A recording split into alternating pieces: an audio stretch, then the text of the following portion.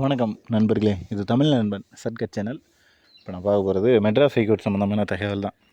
என்ன அப்படின்னு பார்த்தீங்கன்னா, மெட்ராஸ் ஹைகோர்ட்டில் புது அப்டேட் அப்படின்றது இப்போ வந்து கொடுத்துருக்காங்க ஒன்று.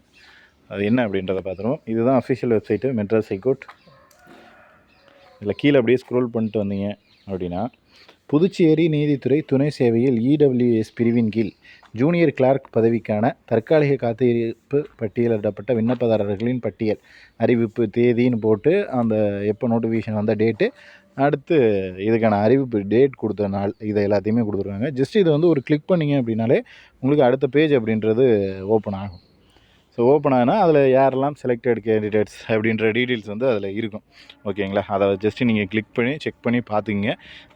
உங்களோட அதாவது இப்போ நீங்கள் பாண்டிச்சேரியில் இருந்து இந்த தேர்வுக்கு எழுதி நீங்கள் அப்ளை பண்ணியிருக்கீங்க அப்படின்னா கண்டிப்பாக உங்களுடைய பெயர் வந்து அதில் இடம்பெற்றிருக்கும். ஸோ ஜஸ்ட் இதை கிளிக் பண்ணிங்க அப்படின்னா ஒரே ஒரு போஸ்டிங்கான தான் கொடுத்துருக்காங்க. அதில் வந்து ஒரு நபர் யார் அப்படின்றத மென்ஷன் பண்ணியிருக்காங்க. அவங்களோட ரிஜிஸ்டர் நம்பர் இருக்குது.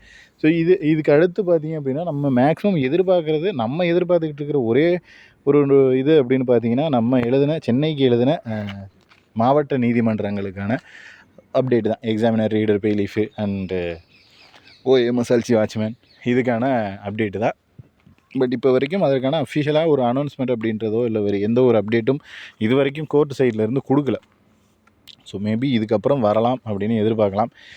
நம்ம என்ன சொல்கிறது, இந்த டேட்டில் வரும் அந்த டேட்டில் வருன்றதை தாண்டி வரும்போது பார்த்துக்கலாம் அப்படின்ற ஒரு இது தான். ஏன்னா நம்ம நிறைய இன்ஃபர்மேஷன் கிடச்சி ஷேர் பண்ணோம். பட் அது எதுவுமே வந்து சரியான முறையில் நடக்கலை.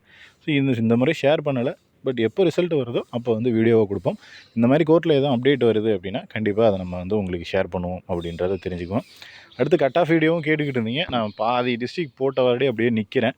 ஸோ அடுத்தடுத்து போடலான்னு இருக்கேன். ஸோ மேக்ஸிமம் வந்து நாளை மறுநாளுக்குள்ளே கட் ஆஃப் வீடியோ அப்படின்றத பார்த்துருவோம். இதில் வேறு ஏதேனும் சந்தேகங்கள் இருந்துச்சுன்னா கீழே கமெண்ட் பண்ணுங்கள். நெக்ஸ்ட் அடுத்த வீடியோவில் பார்க்கலாம். தேங்க்யூ.